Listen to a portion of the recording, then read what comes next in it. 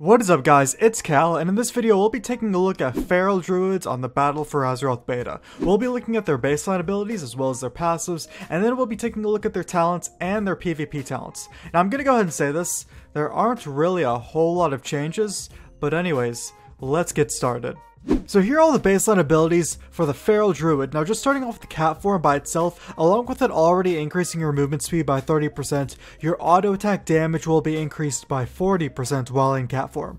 So that's actually really awesome. Now for the abilities, Rebirth, the only changes to Rebirth is that it has a cast time, a very short cast time, like around 1.5 to 2 seconds, based off of your haste of course, and then the health that you rest someone at is 100%. On live, it's 60%. So now you res someone with full health. They still get res at 20% mana, but at least full health. Then we have Revive. Revive is unchanged. It's still your non-combat res. Remove Corruption is unchanged. You can still remove all the curses and poisons from a friendly target and has an 8-second cooldown. Regrowth is unchanged. It's a hot. You can put on friendly target, heals them, and then heals them for more. Survival Instincts is unchanged, still a 2-minute cooldown, reduces all damage you take by 50% for 6 seconds, and it has a max of 2 charges.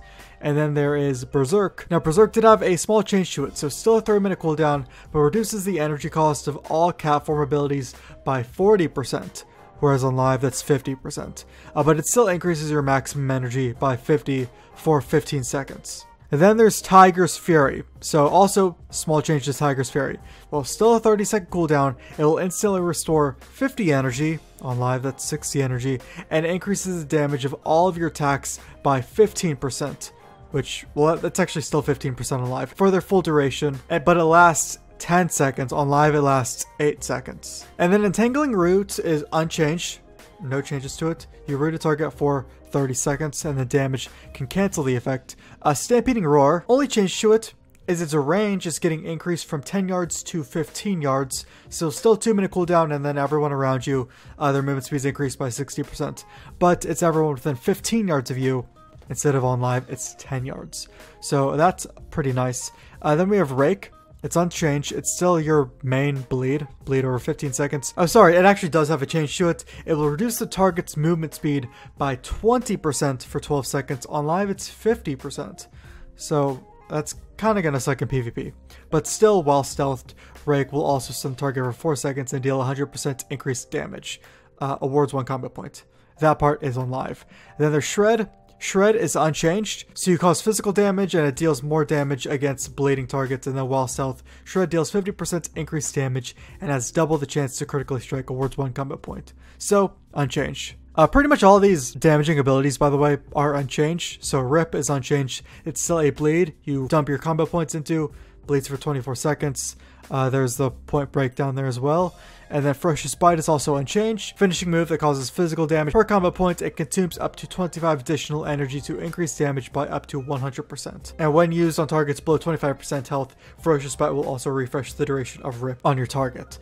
And then Maim is unchanged. Still costs 35 energy, 20-second cooldown. Finishing move that causes physical damage, and it will stun the target.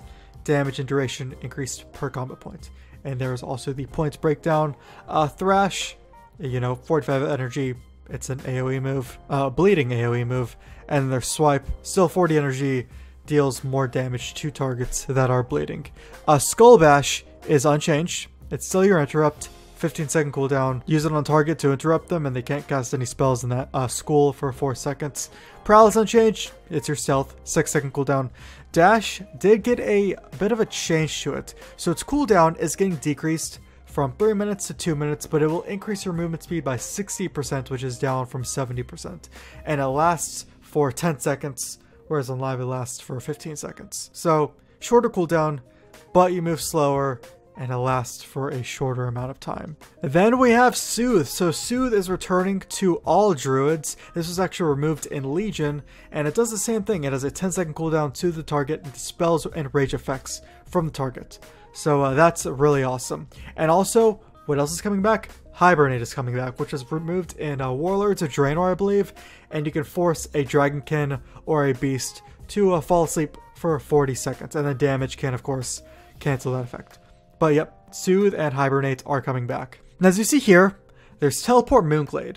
I believe Teleport Dreamwalk is staying, but the reason that this is Teleport Moonglade is because I didn't copy my Druid onto the beta. I just created a new Druid, but when I did copy my Druid onto the beta, he had Teleport Dreamwalk. I think it just says Teleport Moonglade here because since I just created this character, I didn't do all of the Legion quests, obviously, to unlock Teleport Dreamwalk. So I believe Teleport Dreamwalk is staying.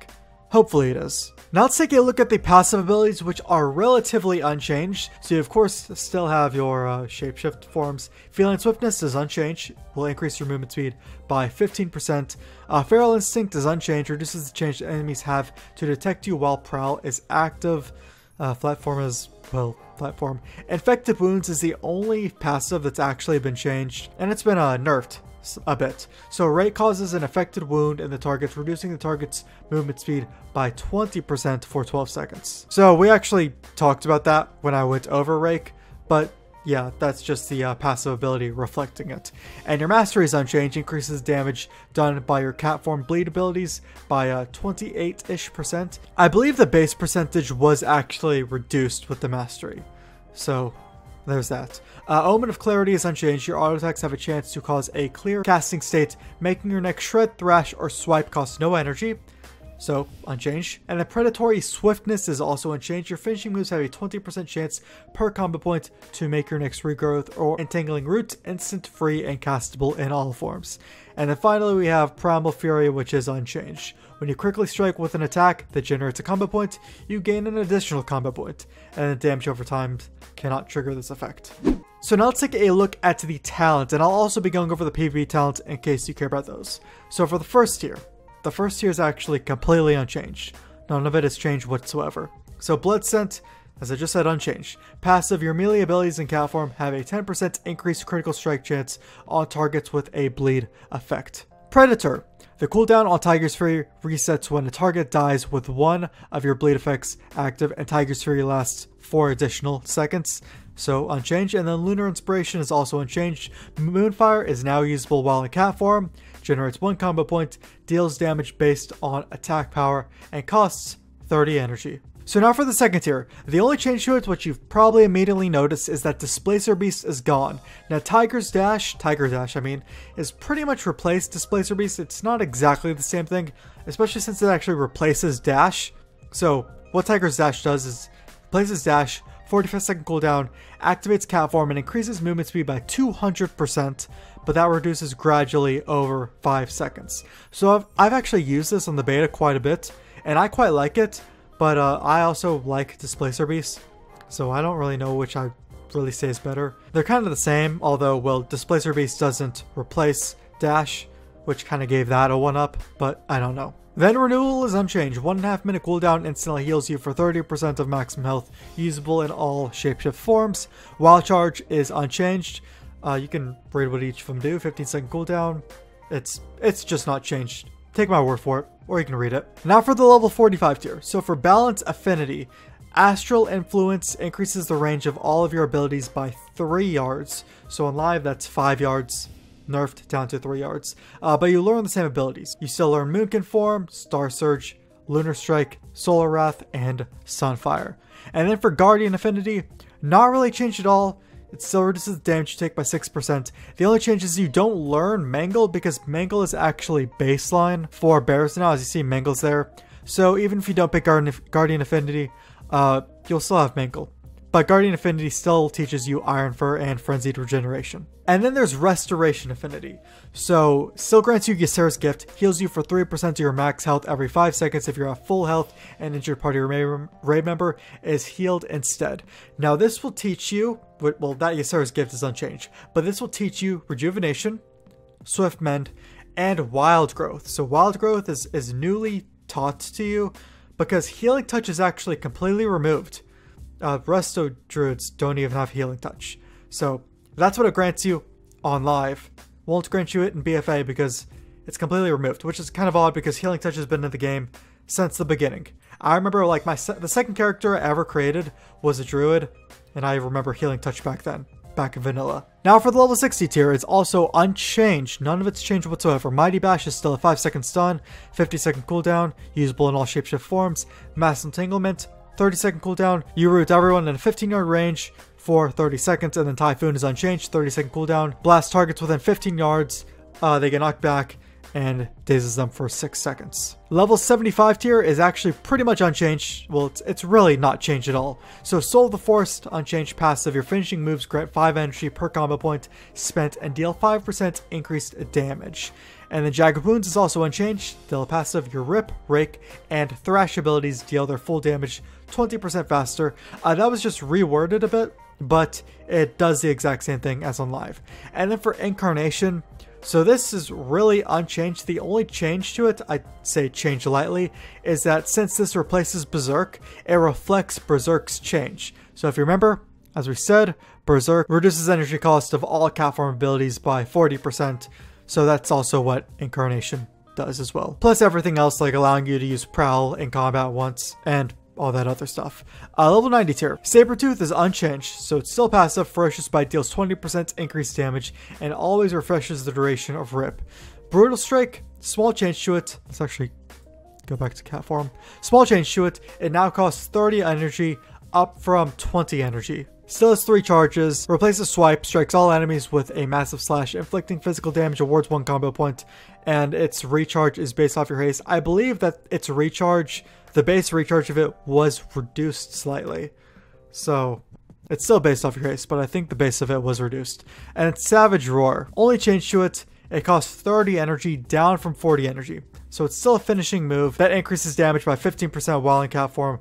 Lasts longer per combo point. And then for the final tier, so Moment of Clarity did have a bit of a nerf to it. So Omen of Clarity now triggers 50% more often. On live, that's 100%, and it can accumulate up to 2 charges, same on live, and increases the damage of your next Shred, Thrash, or Swipe by 15%. On live, that's 20%. So a bit of a nerf. Still increases your maximum energy by 30 though. Then we have Blood Talent, which actually had a slight buff to it. So casting Regrowth or Entangling Roots causes your next 2 melee abilities to deal 25% increased damage for their full duration. On live, that's 20%. And then the only ability of the talents that is new is Feral Frenzy. So Elun's Guidance was removed, and now Feral Frenzy is a new thing. 25 energy, 45-second cooldown.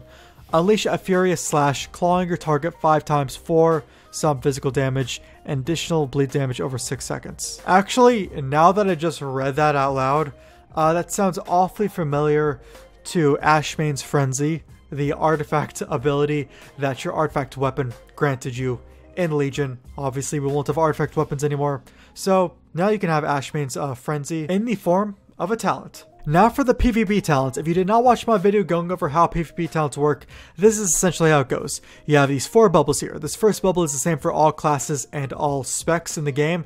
You get to pick between Gladiator's Medallion, Adaptation, and Relentless. They all do the same thing. They're all on the first tier on live. You can pick between one of them. Now these next 3 smaller bubbles are a giant pool of your already existing PvP talents. So it's no longer on a tier system. You can pick any of these 3. They just pruned a few of them off, but you can pick any of these 3. So 3 you might really like that are on the same tier on live. You can pick all 3 of them if you want, as long as they didn't prune them, obviously. Now as far as changes go, have any of these been changed? Only one of them has been changed. So that seems like a common theme for all classes and specs that I've done overviews on in BFA. But how this is going to go is I'm just going to mouse over it. I'm going to read its name. If you want to know what it does, you can look at your Feral Druid, or you can pause the video, but I'm just going to read its name. For the one that has been changed, I will of course say what the change is. So going over them now, we have Thorns, Earth and Grasp, Freedom of the Herd, Malorn's Swiftness, King of the Jungle, Enraged Maim, Ferocious Wound, and now Ferocious Wound is the one that has a slight change to it. So attacking with a 5 combo point Ferocious Bite reduces the target's maximum health by up to 8%. On live, that's 15%. For 30 seconds. On live, that's for 20 seconds. But this part is also new. Stacks up to 2 times. So that means it can be up to 16%, which is more than the base of 15% on live. So it's I would say ultimately a buff. Ferocious Wound can only be active on 1 target at once. Then there's Fresh Wound, Rep and Tear, Savage Momentum, Protector of the Grove, and Tooth and Claw, and those are all the PvP talents as well as all of the normal talents. And there you have it, all the changes to Feral Druids coming in battle for Azeroth, and these changes will go live sometime in mid-July, probably July 17th, but I'm curious to know what you guys think. Do you like these changes or not so much? You can let me know in the comments below, but if you guys enjoyed this video, you can leave a like on it, you can sub to the channel for more videos like this, and I'll see you guys in the next video.